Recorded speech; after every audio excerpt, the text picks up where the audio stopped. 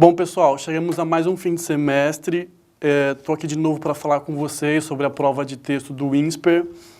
Uma prova que não mudou do que vem sendo feito pela banca, uma prova muito metalinguística que fala da própria linguagem, textos que tem como alvo discutir a língua portuguesa.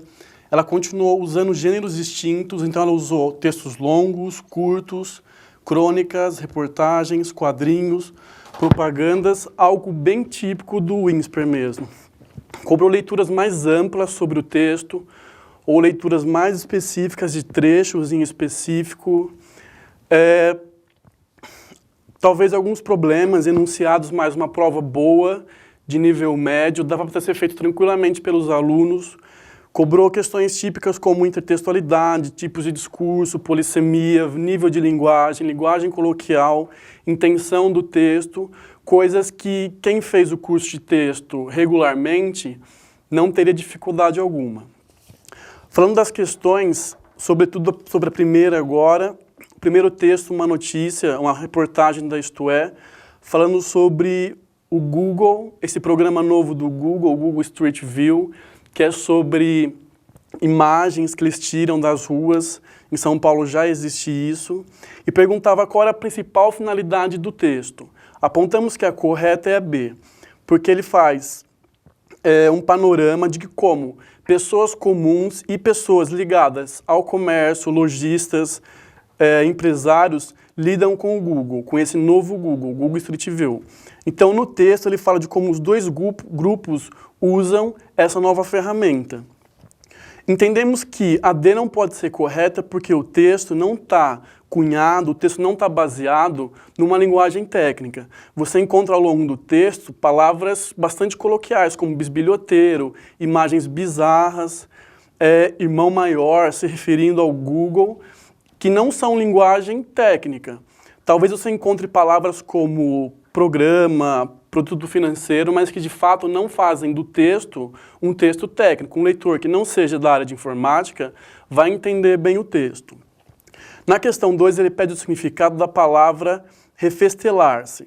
Tanto no dicionário propriamente, como a utilização no texto, nos dá a ideia de satisfeitos. Então, os bisbilhoteiros virtuais que gostam de fuçar na internet sentem-se satisfeitos com o novo programa. Por isso, apontamos a E como correta. Na questão 3, ele perguntou para a gente o que o pronome o remete. Aqui ele faz referência. Apontamos a C como correta. Aquilo que ainda não existe, aquilo que as câmeras ainda não mostram, são propriamente propagandas patrocinadas. Há um período em que o autor do texto diz que as empresas americanas ainda não adotaram essa estratégia. A estratégia de patrocinar propagandas. Então, esse O do título faz referência a essas propagandas que ainda não estão sendo patrocinadas no novo programa. Na questão 4, você tem uma crônica do João Ubaldo Ribeiro, um texto metalinguístico, é o Ubaldo discutindo a própria língua portuguesa, e o INSPER te deu 3 afirmações para você verificar quais estão corretas ou não. A 1, entendemos que ela é errada.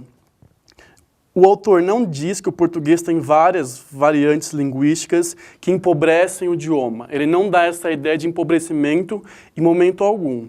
A afirmação 2 diz que, apesar de ele, o Ubaldo, não ser um especialista, ele propõe um receituário.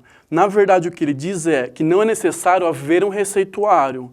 No máximo, algumas regras para serem seguidas para ver boa formulação da frase, mas não propriamente um receituário, que elimina 2. Na terceira, ele diz sim que se incomoda com algumas construções do português. No caso aqui, ele se incomoda com o excesso do uso do anacoluto, ou então a falta de uma sintaxe perfeita no discurso da mídia em geral. Por consequência, só a 3 está correta, que daria a alternativa C.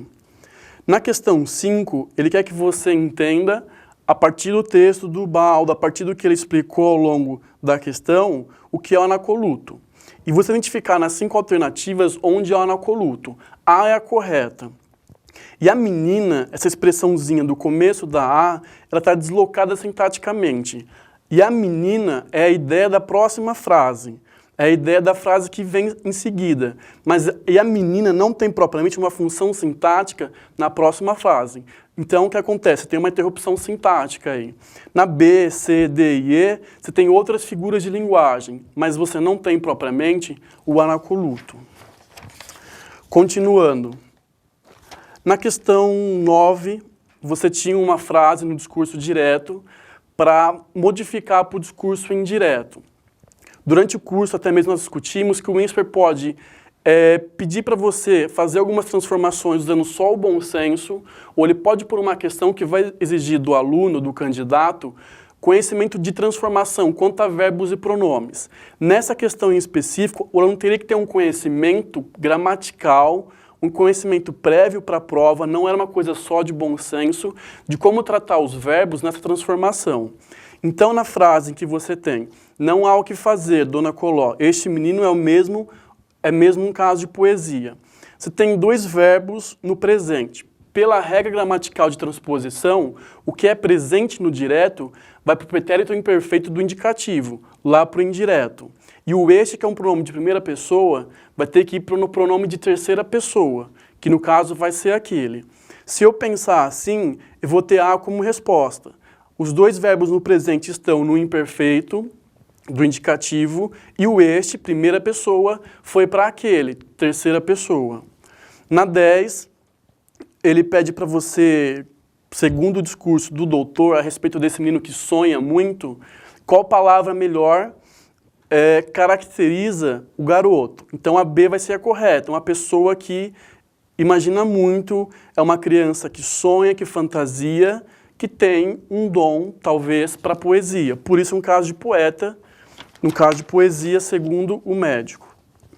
A próxima questão 11, ela tem como base um texto retirado da Folha online sobre o filme A Origem. Dentre várias afirmações, há uma coisa que se relaciona ao termo nerdístico do filme. O que acontece é o seguinte, um monte de jovens, chamados nerds pelo texto, adoram ver no filme A Origem discursos de outros lugares, de outras origens, como, por exemplo, mitologia grega, o seriado Lost, filmes diversos e até o Tio Patinhas, dos quadrinhos. Essa relação de você encontrar essa referência textual dentro de um outro texto é intertextualidade, algo que nós vimos numa aula inteira, muito tranquila. Dissemos o seguinte, o INSPER se dá o direito de ele exigir do aluno um conhecimento de mundo. Então, nesse caso, a intertextualidade nem foi exigida como algo externo. A intertextualidade estava propriamente dentro do texto, algo tranquilo do aluno reconhecer.